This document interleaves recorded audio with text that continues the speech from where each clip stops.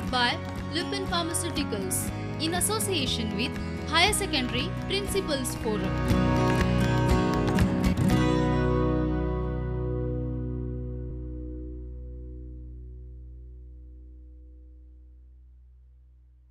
Dear students, this is a wonderful gesture of Prudent Media for the cause of the students of Goa. I'm very grateful to Prudent Media and Principal Forum for presenting me before you. Dear student, today we are going to deal with the second chapter of political science, and that is end of bipolarity. Now, before starting with the end of bipolarity, student, I would like to take you back to the very first topic what already you may have dealt with. And the first topic what you have studied, because this is the base of the second chapter, that is end of bipolarity. And I would just like to take certainly some few glimpses of the Cold War we would like to see today. Now certainly this Cold War, you know, it was an ideological battle between the two great superpowers which emerged after the end of the Second World War. And these two great powers, certainly one was USA with its ideology, capitalism and democracy, and the second one, second one was the Union of Soviet Socialist Republic, that is USSR, with its own ideology that was communism and socialism. Now when we go through that, we have studied after the Second World War, there was actually a race between the two superpowers to form an alliances, military alliances, and certainly the Western Alliance, namely NATO, which was formed by the United States of America, and the other pact which was formed, the military pact, was the Warsaw Pact. Later on, you may have just gone through that why both the superpower was so much distrustful of each other. And if you go through that, you will understand why it was so. The America, which was a democracy in nature, there was totally a free elections. No, on to the other hand, in the Soviet Union, there was no election at all. Then the second difference, democracy in the US capitalism, then autocratic and dictatorship, capitalist against communist, survival of the fittest, which is the main motto of the capitalist society and the democratic societies. And on to the other hand, the communist, what we have here, everybody helps everybody. Next, when we talk about the capitalism and democracy of the America, one of the richest world power, and on to the other hand, you have the USSR, which is a very, very poor economic base. Then we also talk about, when we talk about the democracy, we have all that is the personal freedom for the individuals, and later on, when you come to the Soviet side, you will see the society controlled by the secret police. And above all, the democracy, which was, there was so much freedom which was given, freedom to media, and there was a total censorship in the communist regime. Now, when you were dealing with this very first topic, Cold War, you may have also seen that the whole world was divided into three different groups. The first world, which was of the US and its allies countries with the democracy and capitalism. Second world, that is of the USSR and the countries within the Soviet bloc. And the third, certainly, that was the least developed countries or developing countries, which has formed the third group, was called as a non-aligned countries. Then we talk about the Cuban Missile Crisis here. You already have studied the Cuban Missile Crisis. And in this Cuban Missile Crisis, you may have also studied these prominent leaders. First, of course, Nikita Khrushchev of the Soviet Russia, then John F. Kennedy of USA, and then, of course, the military general of the Cuba, Fidel Castro. Then also, as I've said, there was a non-aligned movement which played a prominent role during this particular phase. And the prominent role which was played by the non-aligned movement was that it did not allow this Cold War to turn into a hot war. And that was the major role played. And I'm proud to say this movement, which was led by our country, that is India. Within this chapter, the previous Cold War, you have also studied about the new international economic order, and more particularly the LDCs, that was to accelerate the economic growth and development of these LDCs. Now we are coming to the main topic of today's discussion, and that is end of bipolarity. Dear students, just look at the world after 1945. When we looked at that particular world of 1945, after 1945, we saw the emergence of two superpowers. Now, these two superpowers, and after 1945, that resulted what is called as Cold War between these two superpowers. And suddenly, and when we talk about the Cold War, it was the ideological differences between two. It was an ideological conflict between the two. Both were trying to tell the world, look, I'm the best, be the part of my alliances. That is what was being done during this particular phase. So many countries supported USA with its ideology of capitalism and democracy, while some countries supported the ideology of the Soviet Russia, communism and socialism. But the big question before us, that what may have happened wrong? Why this Soviet Russia collapsed in 1991? Let us first start with what actually was a Soviet Union. The Union of Soviet Socialist Republic, that is USSR, was constitutionally a socialist state that existed in Eurasia from 1922 to 1991. The common short name is Soviet Union. Now look at these 15 countries. This total 15 countries together form what is called as the Soviet Union. You can just go through this particular 15, these countries came together and formed what is called as the Soviet Union. This is the map of all those countries which came together. This was the Soviet Union of that time. This was the flag which was adopted by the Soviet Union, and of course, that symbol of the hammer and sickle. The hammer and the sickle symbolize nations, workers, and that of the peasants, and certainly the star speaks about the regime or the rule of that communist party. Now we are coming to the first very idea. What was the Soviet system? Now this Soviet system, which was set up after 1917, that took what is called as there was a revolution, Russian Revolution in 1917.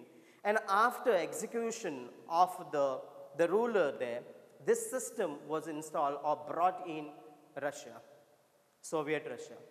Now what was the total Soviet Russia was like? The Soviet political system concentrated around the Communist Party. In Soviet Russia, there was only one political party, and every activities was concentrated around this Communist Party of the Soviet Russia. The economy was totally planned and controlled by the state. There was no any competitor, there was no private property, nothing of that sort. Every economic activity was planned and was totally controlled by the state. The Soviet Union, which was existing then, had a complex communication network, vast energy resources, including oil, iron, steel, machinery production, etc. The basic necessities of the life like health, education, and other welfare activities were looked by the state alone. Because the means of production, distribution, everything was controlled by the state. And therefore, it was a responsibility of the Soviet state to take care of the people, including the education, child care, health care. Everything was freely given by the state to the people. Land and all the other productive assets, including big industries also, everything was being controlled. All the means of production, distribution was totally controlled by the state alone. However, this Soviet system became more bureaucratic in nature and authoritarian, making life difficult for the people. Citizens were denied freedom of speech, and one-party system represented by the Communist Party, that is of the Soviet Union, had a very light control over institution and was unaccountable for the people. Now, this was the Soviet system. Dear student, however, we have done this Soviet system, but often the very less opportunity that question may appear on this particular part of the Soviet system. Because I wanted to go to the next questions, we need to understand what was the Soviet system. This Soviet system, which existed then in Soviet Russia from 1917 onwards, continued till 1991, almost more than 70 years, this same system prevailed in the Soviet Russia. Now you yourself will know, when we sit up with the same thing continuously for the years together, life becomes very dull and difficult. And maybe because, and there's only one political party, there are no opposition, there are no other parties can emerge in the system. And when the no parties can emerge in the system, naturally, one or the other day, there was a time to come that this Soviet Russia would have disintegrated. And certainly, in this particular topic, we are dealing with the disintegration of the Soviet Russia. Now, dear student, this will be the first type of a question which will come for the exam, in the board exam particularly. And that is altogether, this particular chapter may have around about 5 marks for you in the final exam. And one question of the 4 marks very often comes on this particular chapter. The first very important question which can come in the board exam for the final exam, or for the 4 marks, and that is the causes responsible for the disintegration of the Soviet Russia. The very first cause responsible for the disintegration of the Soviet Russia is the internal weaknesses of Soviet political and economic institutions. Now, dear student, let me tell you, this Soviet Russia, which was set up in 1917, was taking a care of every citizen from the point of view of from the education, healthcare, childcare, everything was looked after by the state.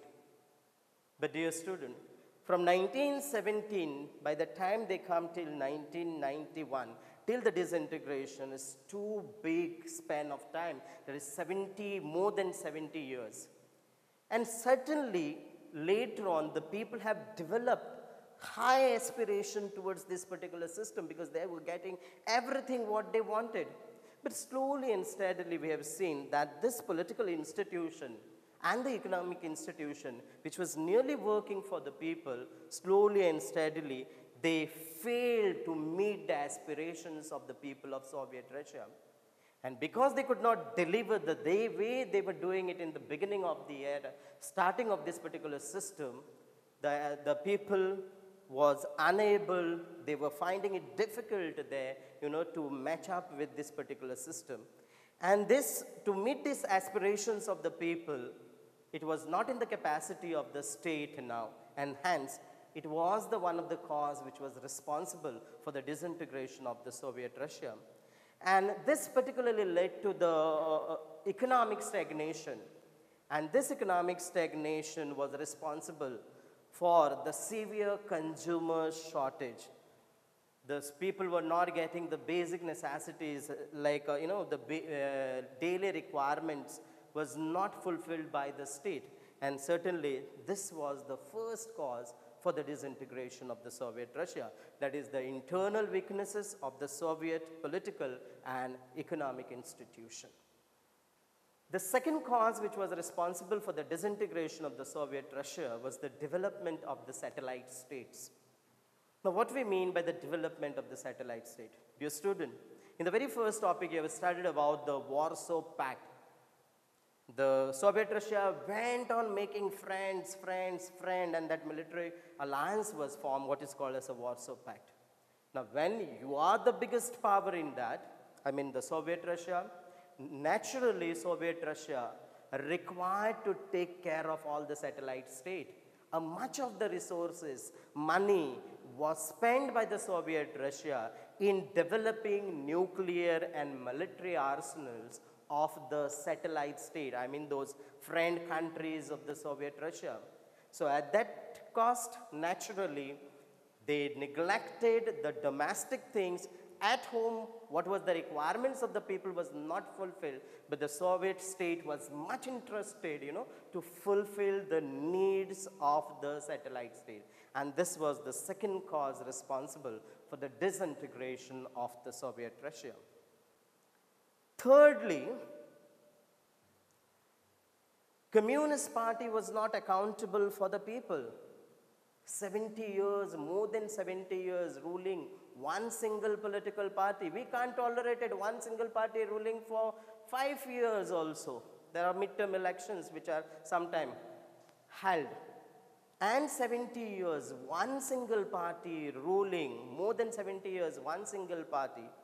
And that too, it was more autocratic in nature, authoritarian in nature, was not accountable to the people. Today, immediately, if the government is doing something wrong, we, the people, are asking, putting a question in front of the government. So why these are things like this?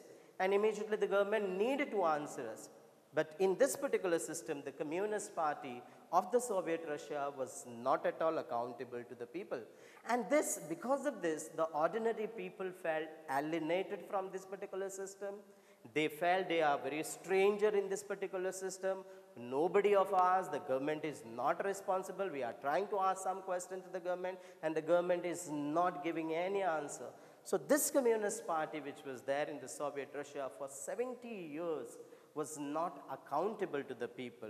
And that was the third cause or the reason why the Soviet Russia disintegrated. Fourthly, the party bureaucrats gained more privileges. Now, living in the same system, the bureaucrats which were there, the party workers who are there, they knew now everything about this particular system. Slowly and steadily, all the privileges, all the concession, all the benefits was being enjoyed by this bureaucrat. And at the cost, the poor masses, the people of the Soviet Russia was not getting what they were supposed to get it from the government. And therefore, the government of the Soviet Russia lost the popular backing of the people. When the system started in 1970, there was a big support of the people for this particular system. But as the thing changes, we have also seen after 1945 forming an alliances, Soviet Russia working for their friend countries, I mean the satellite countries, spending money on there for the economic and the military development of those particular satellite states. And at the cost here, the poor people, the people of Soviet Russia was neglected the basic things. And above all, this bureaucrats started enjoying more privileges, all concession, all the economic benefits was being enjoyed by these bureaucrats, and hence the people or the government lost the popular backing of the people. That was the fourth. And the fifth cause responsible was the citizen became aware of the development of the West. Being at home, the people from the Soviet Russia started looking at America, a country with the capitalist system, with a democratic form of government. People were enjoying all sort of a freedom. People were free to make money, for every activity was free. Every sort of a freedom was enjoyed there. And there was a vast development. Day by day, the people was looking at that America and was watching that how fast it has developed. And on to the other hand, the two superpowers which emerged in 1945, the America was far ahead economically, politically, and even when we talk about the hard power of America, they were very, very far better than that of the Soviet Russia. So this comparison, the citizen of Soviet Russia started comparing their system and that of the system which existed in the America. And that really was another cause responsible for the disintegration or collapse of the Soviet Russia. And certainly the last thing what he comes here is the Gorbachev's reform. In 1985, Gorbachev became the General Secretary of the Communist Party of the Soviet Russia. And dear friends, this Gorbachev was much attracted towards the ideology of America, that is of the capitalism, democracy. He brought so many political and the economic reforms and the democratization within Soviet Russia. So naturally, the leader himself, when he fell for the ideology of the America, naturally, it was very sure that at home also, this system which existed, that was a communism and socialism, was sure to collapse. And this reforms which was introduced by the Gorbachev, that is was Mikhail Gorbachev, lead the country, and it was complete disruption and disintegration of the Soviet Russia. Dear friends, dear student, these are the different causes which are responsible for the disintegration of the Soviet Russia. Now, when we go through these causes of the disintegration, student, you may be also referring some other books.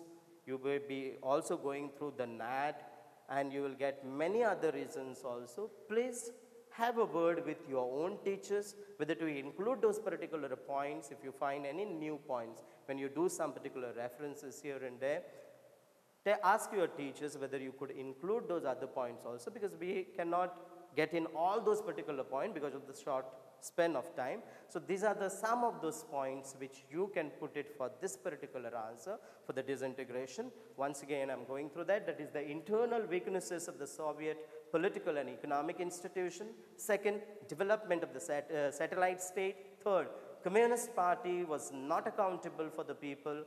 Fourth, party bureaucrats gained more privileges. Fifth, citizens became more aware of the development of West. And the last, certainly, Gorbachev's reform was the last which was responsible for the disintegration of the Soviet system. Now, here you can see the reforms which was introduced by the Mikhail Gorbachev, and here on your screen is the Gorbachev's image, who was maybe wholly responsible for the disintegration of the Soviet Russia because of his economic policies, his political and economic policy and democratization in the Soviet Russia. Dear student, now we are going for another question, consequence of disintegration of the Soviet Russia. The causes, after going through the causes, we'll just like to go through some of those consequences of disintegration of the Soviet Russia. What happened next to the Soviet Russia? Now, the existence of the Soviet Russia, 1917, it emerged as one big Soviet Russia. 1945, end of the Second World War, emergence of the two superpowers, one is the USA and other is the Soviet Russia. This Soviet Russia, more than 70 years, this system prevailed in the Soviet Russia. It started disintegrating. Various causes we have studied for the disintegration of the Soviet Russia. And now we are going to talk about the consequence of the disintegration of the Soviet Russia. The very first consequence was the end of the Cold War confrontation. We have seen this ideology, socialism, communism, completely was destroyed, collapsed. Now, the Cold War, which actually had happened because of the two different ideology, one of the America, that is capitalism and democracy, and the second of the Soviet Russia, that was a communism and socialism. Dear friends, with the collapse of the Soviet Russia, automatically the Cold War, which lasted nearly for 45 years, between the Soviet Russia and America came to an end. That mad race for armaments, which was going on between the US and the USSR, also stopped. And the question regarding who is the best, which ideology is the best, whether it is capitalism of America or whether it is a socialism of the Soviet Russia, was no more issue left now, because it was proved now that there's nothing better than that of the capitalism and democracy, and hence why still America have dominated in the world as the superpower. So naturally, the first consequence of the disintegration of the Soviet Russia was the end of Cold War confrontation. Automatically, on its own, that Cold War era was, stopped between this particular two superpower which was going on. It came to an end with the collapse of the Soviet Russia, or with the disintegration of the Soviet Russia. That is the first. Second, two options were open in the world now. Earlier, it was only the dominance of two superpowers, America on one side and naturally the Soviet Russia on the other side, with their respective allies. Now what has happened in the world was, the countries of the world, there was a discussion which was going on in the world, that there are two options open. One, either there will be a unipolar world in which the America will be still emerge as a greatest superpower. And the second option available here was now that number of other countries may emerge or may come together and the world can be a multipolar world. But unfortunately, the second thing did not happen. There was not a multipolar world, but after the collapse of the Soviet Russia in 1991, America started dominating in the world, and the world was only what is called as a unipolar world, where America started dominating in the world politics. Third, the emergence of new countries. Dear friends, in the very beginning I said the Soviet Russia, which came into existence, comprises of 15 small countries together. Here, after the disintegration of the Soviet Russia, there was this emergence of the new countries.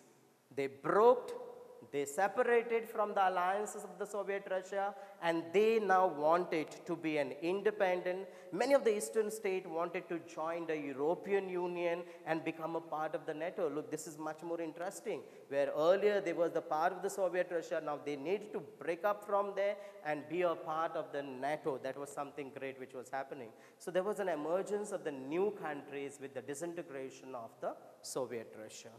And the last, of course, the emergence of the new players in the international system. There was only two great players which was all the way trying to play the politics of the world, and that was one was the USA and the other was the USSR. And no other country was in the limelight till then. Now with the collapse of the Soviet Russia, with the disintegration of the Soviet Russia, what we see is the emergence of the new players. Many new countries started coming up with their different identity, interest, and the political aspirations. So this was the consequence of the disintegration of the Soviet Russia. Once again, I'll just go through very fast the consequence of the disintegration of the Soviet Russia. Dear friend, the first very consequence was end of the Cold War confrontation. The Cold War specifically, which was an ideological conflict between the two superpowers, USA and USSR, automatically, because the Soviet Russia's ideology, socialism and communism, completely collapsed. So there was no way that the Cold War will continue. So naturally, it resulted into the end of the Cold War confrontation. Then the world was looking at maybe a two option. Either the world will be unipolar world where America will be dominating, or it can be a multipolar world also. But what we saw after that was the America started dominating in the world with what is called as a unipolar world. And naturally, there was an emergence of the new countries. New countries started coming up, and these new countries, though they were earlier the part of the Soviet alliance, they wanted to break from the Soviet alliance system and wanted to be a part of the NATO, which was a military alliance of the America. And of course, the emergence of the new players earlier, only it was the game of two players, that is USA and the USSR, and now we see there are a number of other countries wanted to play at the international level with their own different identity, with their different interests, and with their own aspirations. So dear student, after going through the two questions of the end of bipolarity, one is the causes for the disintegration of the Soviet Russia, and the second is consequence of the disintegration of the Soviet Russia. It is little clear in our mind that this Soviet Russia, which emerged in 1917 after the Soviet socialist revolution in Soviet Russia, continued till 1991, and it collapsed in 1991. Collapsed in the sense the ideology that was a socialism and communism no more existed now. This ideology was not liked by the people of the Soviet Russia, and it disintegrated. Now the question was, this disintegrated Soviet Russia which was there was a need to get in life back, because the ideology is the lifeline of any particular country. If this ideology is lost, then naturally the country becomes lifeless. And now there was a need to get into the life back to this the countries which broke from the Soviet Russia and the other countries, the friend countries of the Soviet Russia. And therefore, the World Bank and International Monetary Fund came forward with one particular concept which is called as the shock therapy. So shock therapy was applied to those disintegrated countries of the Soviet Russia, including Russia and other allies of the Soviet Russia. Now, what is this shock therapy is? The first thing, shift to the capitalist economy. We have studied in the past what was the Soviet system, when it was socialism, communism, rule of one party, and where the means of production, distribution, which was controlled by the state, nothing owned by the private individuals.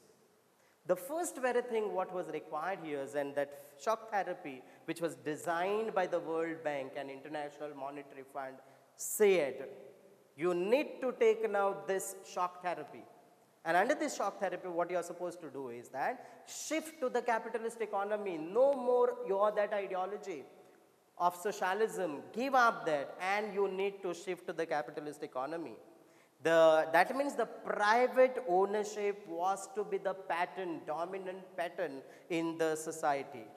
The private ownership, everything, land, industries, everything should be privatized. No more state will look after all this particular means of production and distribution. The privatization. Second, privatization of the state assets. Every asset, including land, industry, everything, including farming, everything should be a capital. There should be a capitalism in farming also. This was the second. Third, FDI was to be the engines of change. That was the foreign direct investment. Till now, the foreign companies were not allowed to enter in the Soviet Russia. They don't allow the other companies to come, other countries of the world to come and invest in their own country. Here, under the shock therapy, it was specifically told to all those countries that what you need to do is that you need to open the door now for the foreign investor. The foreign investors will come, and more particularly all those Western countries, developed countries were waiting to invest. So you open your door, the foreign companies will come in those particular countries, disintegrated country, the countries which have already lost their particular ideology of socialism, communism. The FDIs will be the major engines of change. You open the door, allow the other countries, and more particularly specifically the Western countries, the capitalist countries, was now ready to come and invest here. Now, investing here in those countries, this involved openness to the foreign investment, financial opening up, and the currency convertibility. Now, this was the main idea behind this, that FDIs need to come in those, the collapsed country, disintegrated country, and to revive the economy of those countries. And the last point, breakup of existing trade alliance. Earlier, when there was a Soviet Russia and the allies of the Soviet Russia, they used to have the trade with only their allies which were there. Now, under the shock therapy, it was told to them that, look, now you need to have a trade with even those particular Western capitalist economy, and only then it will be possible to revive your economy. Thus, they were absorbed, all these countries, disintegrated countries, they were absorbed in the Western economic system. Now, this is the shock therapy what we have. The first, under the shock therapy, as I've said, it was designed by the World Bank and International Monetary Fund, and it required, this shock was required for those countries to get their life back, their ideology or their life back, and therefore, the first under the shock therapy which was required was to shift to the capitalist economy. Okay, they give up your old socialism and come to this particular system, that is the capitalist economy, where all the means of production, distribution will be controlled by the private owners. No more any assets, land, industries will be controlled by the state. Second. Third, FDI was to be the engines of the change. Allow the foreign companies now, Western companies now to enter, let them take the hold of the productive system here in the Russia and other those countries which have breaked from the Soviet Russia. and the breakup of the existing trade alliance. Earlier, they used to have the trade and commerce only with their allies countries, the friend countries. No more. Now you need to be a part of the Western capitalist economy. They were absorbed in the Western economic system. So this is what was the shock therapy, which was applied to the Russia and other countries. Now let us study about the consequences of shock therapy. What were the consequences of this shock therapy, which was applied on this Russia and other disintegrated countries and the allied countries of the Soviet Russia? The first very important thing is the first consequence is the collapse of industrial complexes. Now shock therapy said, okay, everything should be privatized.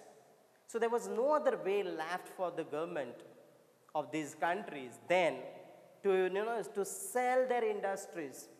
So they started selling the industries, and like this, 90% of the industries were put up for the sale for the private individuals and the companies. Almost 90% of the industries and all land, everything industries was sold to the private owners by these disintegrated countries from the Soviet Russia.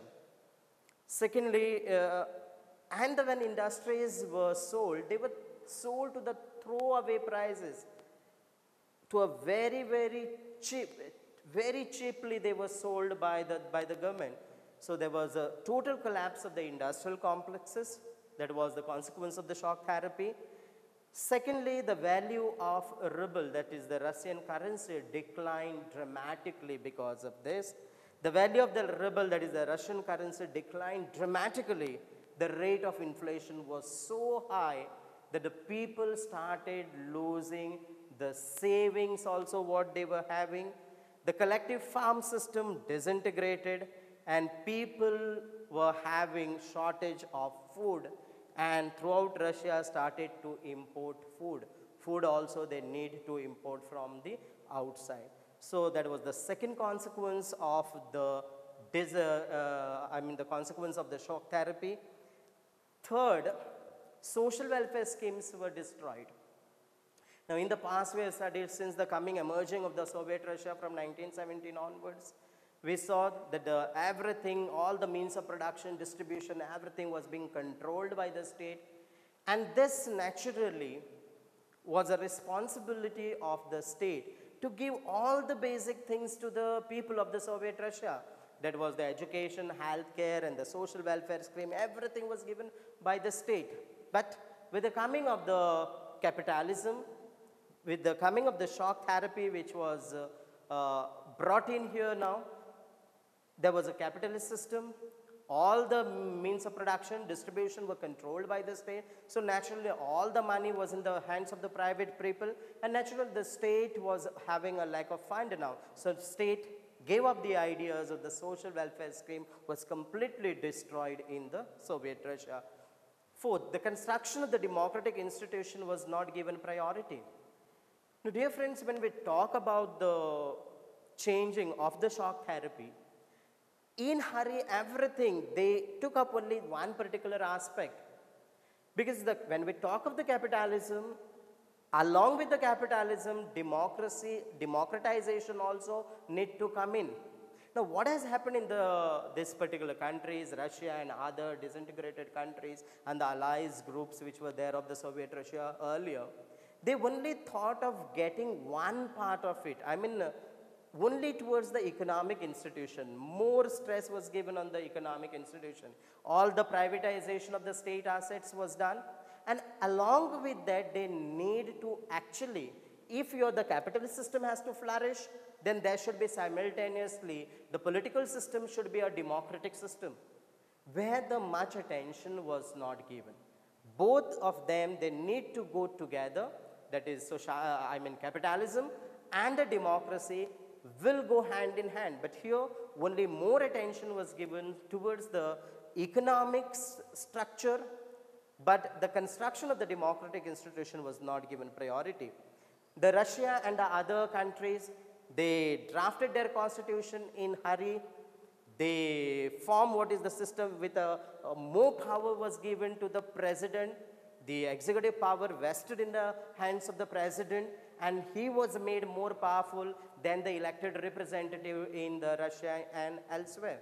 So naturally, the consequence of the shock therapy tells us that though the shock therapy was applied along with that, what was required, the need of the hour was then having a democratic institution, where the construction of the democratic institution was not given much of the importance and the priority, and naturally, therefore, its total system itself failed. And the last point here is the largest garage sale.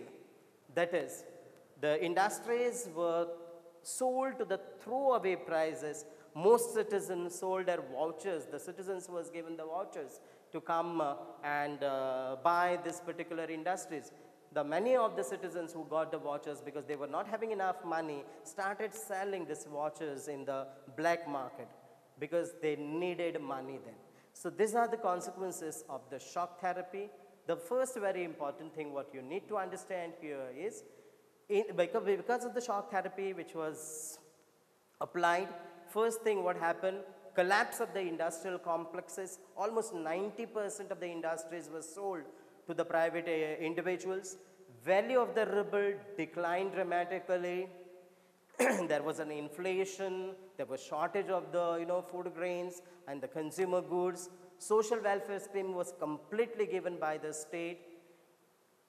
Construction of the democratic institution was not given the priority. As I've said, when you talk of the one particular reform, that is the economic reform, you need to also simultaneously go along with the capitalism. You need to go with the democratic institutions also, need to be established firmly. And the last was the garage sale, that this particular industries were sold to the throwaway prices, and the people were given the vouchers to come and buy these industries. The people, because there was a lack of money, they started selling these vouchers in the black market. So this was the consequences of the shock therapy. So dear student, we have almost completed that is the end of bipolarity, this second particular chapter in your syllabus, as I've said, which has around about 5 marks. And then I have just said the first, we'll just like to go back and revise actually what we have done till the end. What we have done today was just revising the things, the Cold War. Now this is the very first lesson of the Cold War, which have round about the 5 marks again. And in the Cold War, what you may have studied about was the important questions which you have studied in the Cold War was, what is Cold War? Then you have studied about the Cuban Missile Crisis, which is one of the basic event of this particular Cold War. They have studied then why superpower was in the need of the alliance building. You have also studied why the smaller state need to be a part of the alliances. And then you have studied, of course, the new international economic order, that is the LDCs. Now this very first topic is having the 5 marks, and the end of bipolarity is also having the 5 marks. Now this end of bipolarity, mostly in section D, question number 25 often comes on this particular chapter, that is end of bipolarity. Now if you go through that, what we have started with the Soviet system here. However, on this Soviet system, there is no possibility the question comes, but real questions are coming from here. These 4 questions which are there, they are like the Jan of this particular chapter. That is, the first is the causes responsible for the disintegration of the Soviet Russia. And as I've said, there are some very causes responsible for the disintegration of the Soviet Russia. I have covered up here. You can see on the screen here. However, when you read your textbook or do some other references also, what happens that you come across some other points also maybe for the disintegration of the Soviet Russia. Please do go to your concerned teacher, ask them, call them and ask them whether they can include these particular causes. However, if it is irrelevant, your teacher will say yes, and even during the time of the correction, an equal importance will be given to any other points if you write there, which is a related points. The second question what we have learned here is the consequences of the disintegration of the Soviet Russia. While studying the consequences of disintegration, we have studied that what I will do is that these main questions which are there, once I'll just go through that very soon, only the main highlights of this particular question. The first what you have to study is the causes responsible for the disintegration of the Soviet Russia. In that, what we have covered was the internal weaknesses of the Soviet political and the economic institution. Second, we said the development of the settler state. The more money was used by the Soviet Russia only for the satellite state, for their development, for the nuclear development of this particular country. Then we have said the Communist Party not accountable for the people. They were not responsible to the people. Then we have said the bureaucrats gained more privilege day by day. The bureaucracy there started becoming more corrupt. More privileges was enjoyed by the bureaucrats in the Soviet Russia, which belonged to the Communist Party of the Soviet Russia. The citizen, then we have studied the citizen became aware of development of the West. The people of Russia started looking at America, the capitalist system, and how far they have developed, and the progress and the freedom what the people were enjoying in the America. So naturally that's comparison. Yes, people was feeling in Soviet Russia that that system is far better. And the last we have seen that Gorbachev, who was responsible for the disintegration of the Soviet Russia, because he was much more attracted towards this particular ideology of capitalism and democracy of the America, and he tried to bring all those particular reforms, economic and the political reform he started in the Soviet Russia. So he was also the main person who was responsible for the disintegration of the Soviet Russia. And then certainly we have seen the consequences of disintegration of the Soviet Russia, and in the consequences of disintegration, what we have seen was the end of the Cold War confrontation. I said there was an ideological difference for which there was a Cold War which was going on between these two. With the collapse of the Soviet Russia, after the Soviet Russia was disbanded or disintegrated, no more that Cold War remained between these two, and there was an end to the Cold War. The mad race for the armaments which had started between these two also came to an end. Then we have seen the emergence of the new countries with the breakout, disintegration of the Soviet Russia. Number of countries emerged out of which. Then we have also studied the emergence of the new players. Earlier, as I've said, there was only two main players in the world politics. One was the USA with its own ideology of capitalism and democracy, and other was the USSR with its ideology of socialism and communism. So naturally, these were the two main players. The whole politics was revolving, the world politics was revolving around these two powers, two power blocks. However, after the collapse of the Soviet Russia, there emerged a number of other players with their separate identity, with their own aspirations. And of course, after the disintegration of the Soviet Russia, the Russia or the countries which broke out. So after the collapse of the Soviet Russia, there was now the countries which were without any ideologies, lifeless. There was a need to get back the life to these countries, and therefore the World Bank and International Monetary Fund came up with what is called as the shock therapy. And the main thing of this shock therapy was the shift to the capitalist economy. No more all the means of production and distribution will be controlled by the state, but it will be controlled by the private owners or the private individuals. Then the privatization of the state as land and industries, everything was sold to the private owners. And FDIs was the engines of change. The communist countries never allowed the other countries, of different ideology, capitalist ideology, they don't allow to come and settled in their area and to start the business. But here, the FDIs was to be a major engines of change. They were need to open the doors for the foreign investor, the Western investor, by which the Western countries decided to come and started investing. So currency convertibility was possible. Next was the breakup of the existing trade alliances. Earlier, as I've said, there was only the trade was going on between the friend countries, allied countries, and the communist countries. Now, these countries were no more supposed to do business only with those previous, their friend countries, but they was now joined, or they were asked to have a trade and commerce also with those Western countries. So they were absorbed in the Western economy. So that was the main thing about the shock therapy which was applied here. Then we have just gone through what is called as the consequences of the shock therapy. And while studying the shock therapy, we have studied the collapse of industrial complexes. The consequence of the shock therapy was that all the industries, all the land, everything was directly sold. 90% of the industries were sold to the private individuals.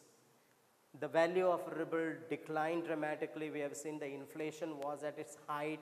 There was a shortage of the consumer goods because of this shock therapy which was applied. The social welfare scheme which was earlier, we have seen the Soviet Russia was providing all the basic necessities to the people. All sort of care was taken by the state itself. I mean the education, health care, and the child care, everything was taken by the state. However, after the shock therapy which was applied, when shock therapy was applied naturally, all the welfare scheme, everything was systematically destroyed. No more any welfare activities were there. Construction of the democratic institution was not given priority. As I've said, when we talk of the capitalism as an economic system, it need to followed by the democratization. However, here only the more stress was given on the economic institution, to change the nature, economic nature of the states. However, along with that, the democratic institution, to set up the democratic institution, a priorities was not given. And the constitution of these countries was framed in hurry, by which they brought in what is called as a strong executive president. The elected representatives was not enjoying much of the power. And last, all the industries which were there, they were sold to the throwaway prices. This was one of the greatest garage sale in the history of the world politics. Dear student, this is the end of what we were supposed to do today in the end of bipolarity. Once again, you will have immediately now when you come back to the institution, maybe we are not very sure what is going to happen. If you happen to come back in the institution soon after this pandemic, then you may have what is called as the first formative exam, which is having around about 20 marks. And when you have that, this 2 lessons, altogether 6 lessons you have for the first formative, 4 more to come on your way. For the final exam, board exam, this particular topic, end of bipolarity, has around about 5 marks, often one question, that is a multiple choice type of a question, which comes in section A, question number 1. And other question on this particular chapter comes in section D, this is question number 25. Another thing very important, for this 4 questions, question number 25, you will have a choice there. There is or. That means out of this 4 questions, which I've stressed on, that is, one is the causes of disintegration, second is consequence of disintegration, third, shock therapy, and the fourth is the consequence of shock therapy. Out of this 4 questions, often 2 questions you happen to see in your board exam where you have an option, one you need to answer. That's all for today's lecture. That's the end of bipolarity. And please see that you studied very thoroughly. There's only few questions in this, and you have 5 marks for this particular chapter. Thank you very much.